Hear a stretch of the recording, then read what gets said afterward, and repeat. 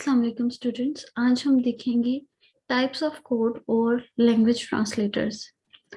हम देखते हैं कि हमारे पास कितने टाइप के कोड्स होते हैं। हमारे पास दो टाइप के कोड होते हैं, एक होता है सोर्स कोड और एक होता है ऑब्जेक्ट कोड। सोर्स कोड वो कोड होता है जो कि हमारी हाई लेवल लैंग्वेज में लिखा होता है, जिस तरह हमने पढ़ा हाई लेवल लैंग्वेज जो इंग्लिश लाइक लैंग्वेज होती है, मोर क्लोज टू ह्यूमन होती है, जैसे C++, विजुअल बेसिक, जावा। तो इस तरह का जो कोड लिखा हुआ होता है, जो प्रोग्राम लिखा हुआ होता है, उसे कहते हैं सोर्स कोड। ये हमारी जो हाई लेवल लैंग्वेज है कंप्यूटर अंडरस्टैंड नहीं कर सकता, तो इसीलिए हमें इस सोर्स कोड को ट्रांसलेट करना पड़ता है मशीन कोड में, ताकि कंप्यूटर जो है इस हाई लेवल लैंग्वेज कोड को समझ सके और उस पर काम कर सके। और जो हमारे पास दूसरी टाइप का कोड होता है वो है ऑब्जेक्ट कोड। ये वो कोड होता है जो लैंग्वेज ट्रांसलेटर या लैंग्वेज प्रोसेसर इसको ट्रांसलेट करता है।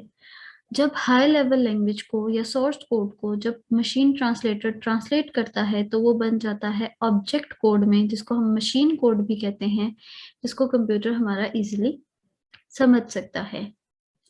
सोर्स कोड जो होता है हमारा हाई लेवल लैंग्वेज में होता है और ऑब्जेक्ट कोड जो है वो मशीन लेवल लैंग्वेज में होता है, जो कि कंपाइलर जिसको ट्रांसलेट करते हैं। सोर्स कोड हमारा इजी टू अंडरस्टैंड है क्योंकि हाई लेवल लैंग्वेज में है, और ऑब्जेक्ट कोड को समझना मुश्किल है। इसी तरह हम सोर्स कोड को आसानी से मॉडिफाई कर सकते हैं, मगर ऑब्जेक्ट कोड को नहीं कर सकते क्योंकि वो मशीन लैंग्वेज में होता है। सोर्स कोड में जो है हमारी नंबर ऑफ स्टेटमेंट कम होती हैं जो ऑब्जेक्ट कोड है, मगर ऑब्जेक्ट कोड में बहुत ज्यादा नंबर ऑफ स्टेटमेंट्स होती हैं और बहुत ज्यादा जो है वो लेंथी कोड होता है, क्योंकि ये 0 और 1 की फॉर्म में होता है।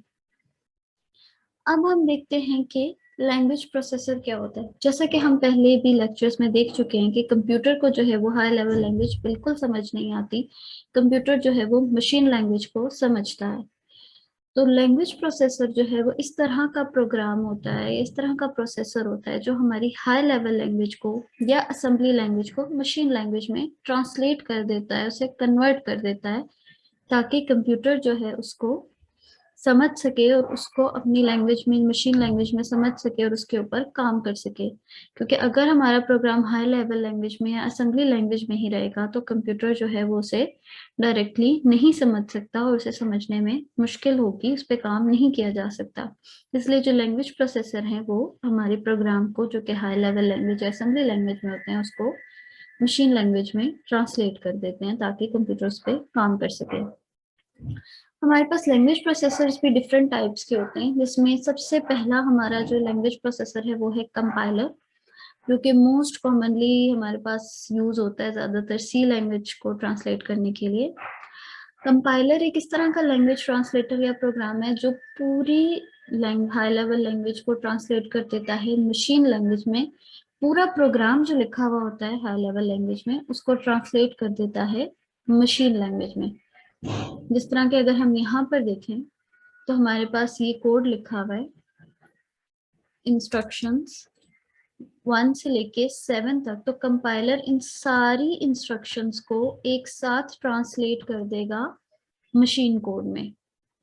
जिस तरह अगर ये इंस्ट्रक्शन है तो कंपाइलर इसको एक साथ ही कंपाइल करेगा इन सारी इंस्ट्रक्शंस को, और इनको इस तरह फर्दर फिर उसको मशीन कोड में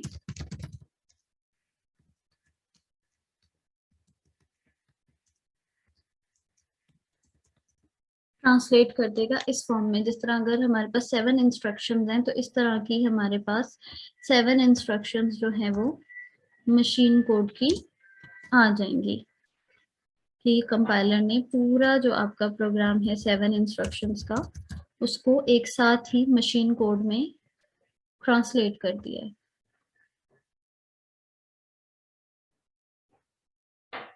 कंपाइलर पूरा जो आपका सोर्स कोड है उसको मशीन कोड में कन्वर्ट कर देता है, और साथ ही वो कंपाइलर आपका जो साइंटेक्स है प्रोग्राम में, जो एरर्स हैं वो भी चेक करता है। जिस तरह हमने देखा था कि हाई लेवल लैंग्वेज जो है उसका हर डिफरेंट टाइप के रूल्स होते हैं, कुछ साइंटेक्स होता है कि जिसको फॉलो करना होता है। अगर वो साइंटेक्स या वो ग्रामेटिकल रूल्स में गलती हो जाए तो हमारा प्रोग्राम जो है वो एरर जनरेट कर देता है। तो इसी तरह जब आपका कंपाइलर पूरे सोर्स कोड को मशीन कोड में ट्रांसलेट करता है तो उसके साथ साथ वो उसका एरर भी चेक करता है। इसी तरह अगर किसी प्रोग्राम में एरर हो या कोई भी प्रोग्राम में सिंटैक्स एरर हो या किसी भी दूसरी तरह का एरर हो तो वो ट्रांसलेट मशीन लैंग्वेज में नहीं होता। जिस तरह अगर हम यहाँ पर देखें कि अगर हमारे इस प्रोग्राम में कोई भी एरर आ जाता है तो ये हमारा जो बाइनरी मशीन कोड है, हमारा प्रोग्राम मशीन कोड में ट्रांसलेट नहीं होगा जब तक कि हम इस एरर को रिमूव नहीं कर देंगे। जब ये एरर रिमूव हो जाएगा तब हमारा पूरा कोड मशीन कोड में, सोर्स कोड जो है ऑब्जेक्ट कोड में ट्रांसलेट हो जाएगा। तो कंपाइलर पूरे प्रोग्राम को पहले चेक करता है, सारी इंस्ट्रक्शंस को उसमें चेक करता है कि कोई एरर तो नहीं है। अगर एरर नहीं है तो वो मशीन कोड में ट्रांसलेट कर देगा, अगर एरर होगा तो वो मशीन कोड में ट्रांसलेट नहीं करेगा, सारे एरर्स वो यहाँ पे शो कर देगा कि ये एरर्स हैं। फिर उसके बाद हम ये एरर्स रिमूव करेंगे और रिमूव करने के बाद दोबारा से कंपाइल करेंगे तो हमारे पास हमारा मशीन कोड शो हो जाएगा यहाँ पे।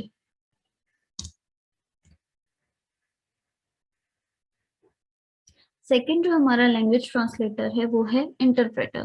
जिस तरह हमने देखा कि कंपाइलर पूरे प्रोग्राम को पूरे एज अ होल उसका एरर चेक करता है और उसके बाद उसको जो है वो मशीन लैंग्वेज में ट्रांसलेट कर देता है, मगर इंटरप्रेटर जो है वो आपका program statement by statement check करता है। हर स्टेटमेंट का पहले एरर चेक करता है और फिर उसे ट्रांसलेट करता है।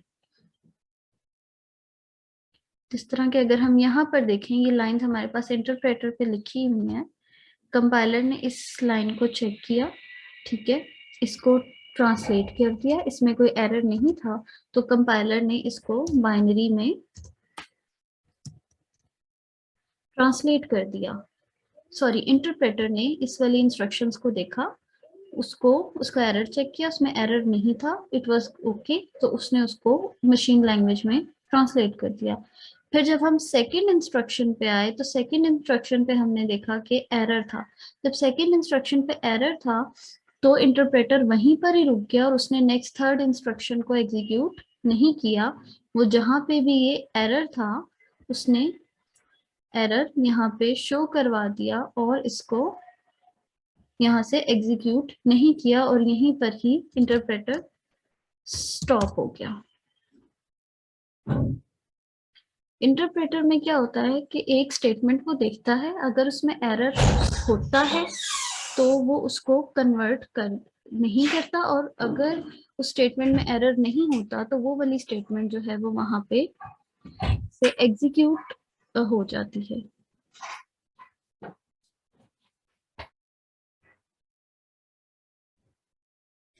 जिस तरह के हमने देखा, अगर किसी भी स्टेटमेंट में इंटरप्रेटर पे एरर आ जाएगा तो वो यहाँ पर स्टॉप हो जाएगा और वो कहेगा कि ये वाला एरर रिमूव करें। जब ये एरर यहाँ से रिमूव हो जाएगा उसके बाद जो है इंटरप्रेटर उस इंस्ट्रक्शन को बाइनरी में ट्रांसलेट करेगा। इंटरप्रेटर का एक एडवांटेज तो ये है कि कंपाइलर जिस तरह पूरा कोड एक ही दफा कंपाइल करके सारे एरर्स बताता था तो उसमें एरर फाइंड आउट करने में थोड़ी मुश्किल होती है, मगर इंटरप्रेटर पे क्या है कि लाइन बाय लाइन ट्रांसलेट करता है तो हमें फौरन से पता चल जाता है कि किस लाइन में एरर है। मगर इसका एक डिसएडवांटेज ये भी है कि ये इतना एफिशिएंट नहीं है, क्योंकि जब ये लाइन बाय लाइन ट्रांसलेट करता है तो वो बहुत ज़्यादा टाइम कंज्यूमिंग है और हमारा जो प्रोग्राम का ऑब्जेक्ट कोड है वो बहुत देर से प्रोड्यूस होता है। और तीसरा जो हमारा लैंग्वेज ट्रांसलेटर है वो है असेंबलर। असेंबलर एक इस तरह का लैंग्वेज ट्रांसलेटर है जो कि सिर्फ और सिर्फ असेंबली लैंग्वेज को मशीन लैंग्वेज में कन्वर्ट करता है। ये असेंबली लैंग्वेज को एज एन इनपुट लेता है और आगे उसका जो ऑब्जेक्ट कोड है, ऑब्जेक्ट प्रोग्राम है, उसे